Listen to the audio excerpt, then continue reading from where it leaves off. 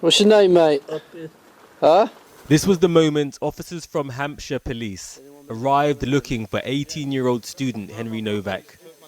A phone call made to police claimed Vickrum Digwa, seen here, had been the victim of a racist attack. And Henry Nowak, the man on the floor, was the alleged aggressor. But unknown to officers, that claim was untrue. And the teenager on the ground, Henry Nowak, had been stabbed by the man claiming to be the victim. This is what happened next. What's happened to you, alright? Been stabbed. You've been stabbed? Whereabouts? Don't think you have, mate. After telling officers he was stabbed, Henry Nowak was placed in handcuffs. He died later that night. 9 times Henry Nowak told officers that he could not breathe. The student said multiple times that he had been stabbed. This is like numerous times this has happened to us.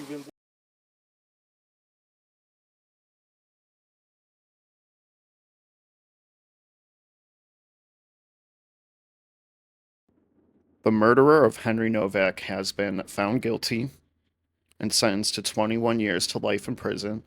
And now it's sparked a global conversation about the falsehood of racism. And this case alone really makes the case that all accusations of racism should and must be deemed false until unequivocally proven true, especially when someone is murdered for allegedly saying something racist. Allegedly. Obviously, in this case, like many other cases, nothing racist was said. Someone lost their life for it. For the actual minuscule amount of actual racism that happens in the world, stuff like this and many other instances really dampen the severity of real racism. And we need to, as a society, really gatekeep what can and should be deemed racist. As we all know now, about 90% of stuff that is deemed racist is not in fact racist. The culture of victimhood, the culture of quote-unquote oppression needs to end. And the guilty verdict of this animal is one step towards justice for Henry. Many other convictions need to take place, including every single officer involved in that incident. I think they should lose their pensions. I think they should be publicly shamed. I don't think they should see the light of day. Any officer that ignores pleas for help, someone telling them that they have been stabbed multiple times, and deems the quote-unquote act of racism to be more egregious than an actual stabbing and someone dying on the streets, so they arrest the victim because they allegedly said something racist, receive the harshest punishment possible. My last hot take for this incident, before I get to the statement from Henry's family, is that racism is not a crime. Sorry, racism is not anything that should result in violence. You know, this man lied on a white man to cover up the murder and to justify a murder. His family was involved to cover up the murder. Every single one of them should be in prison, and then when they're out of prison should be deported far away from the UK. Anybody related to this family should be deported. I don't know. I really don't care for them. Henry didn't deserve to die. Racism is barely real, and this just proves it. Anyways, rest in peace, Henry. I'm happy justice is finally coming your way. And now let's hear from his family. To my left is my daughter Olivia Nowak, Henry's older sister, and to her left is Lucy Ross, Henry's Nowak's mother. The jury confirmed what we've always known. Henry's life was taken from him unlawfully, violently, and without justification. Henry was 18 years old. He was kind, ambitious, loved and full of promise. He had his whole life ahead of him, a degree to finish, places to see, and a future to build. That future was stolen from him, and no verdict or sentence will ever give it back. Henry did nothing wrong. He was one of the kindest, friendliest and most inclusive people you could ever hope to meet. He was amazing in every way.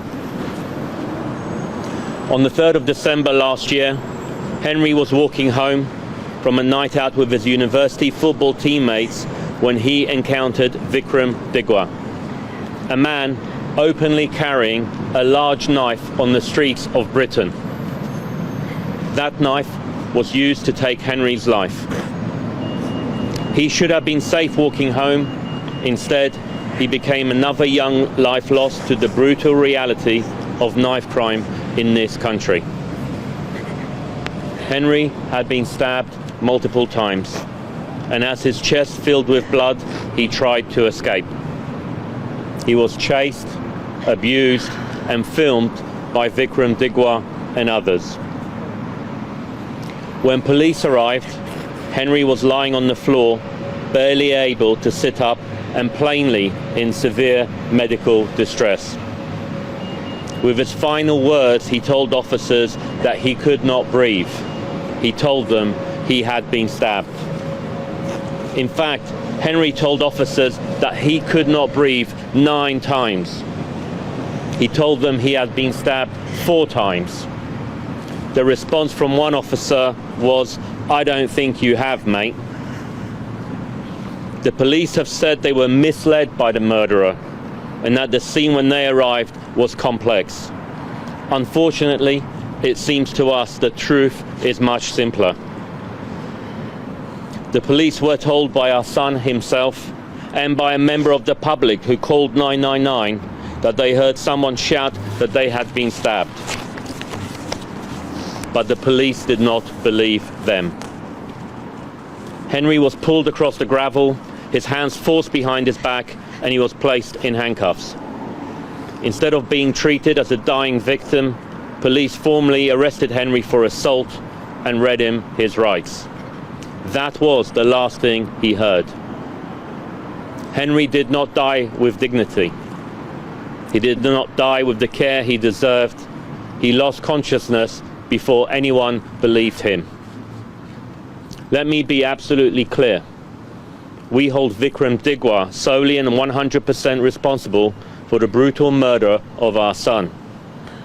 But Henry should not have died on the streets of Southampton in police custody. The way he was treated was inhumane and degrading. His murderer, however, was afforded decency. He was believed.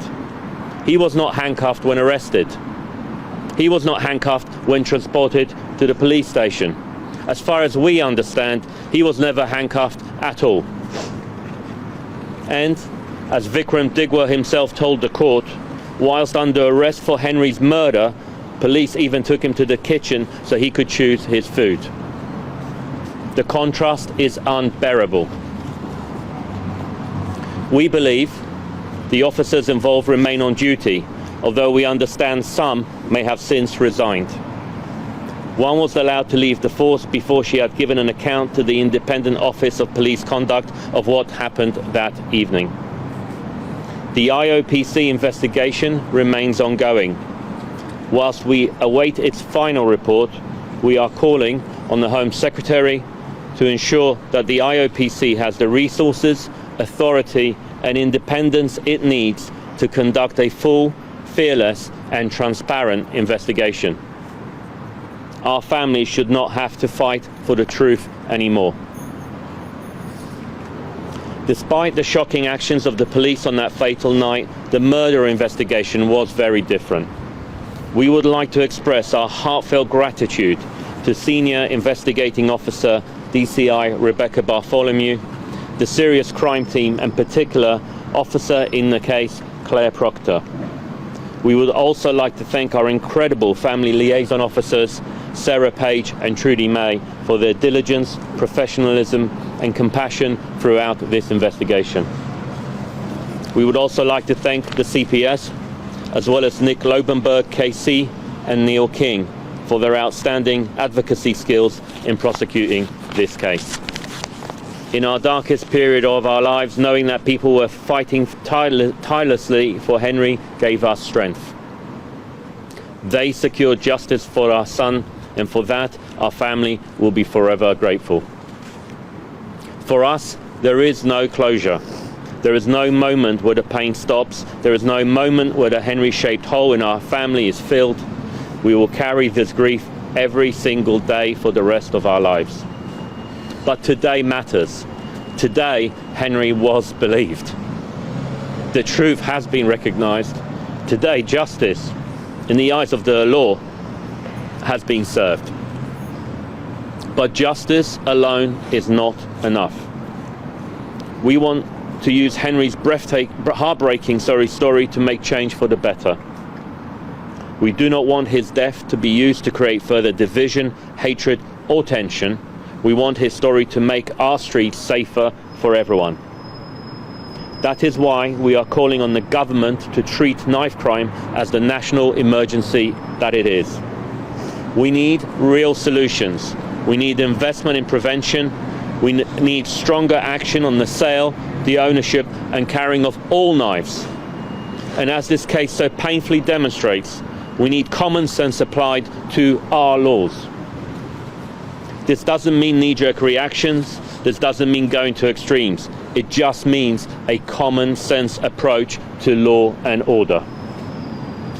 As the case C for the prosecution summed up in court, this is not a case about Sikhism. This is not a case about racism. This is a case about murder. People should not be able to walk openly through the streets of Britain carrying a 21-centimetre blade. As a family, we will not let this go. No other family should experience the heartbreak and horror of losing a child to knife crime. Finally, I want Henry to know, wherever he is, we are so proud of him and we love him beyond words. Thank you.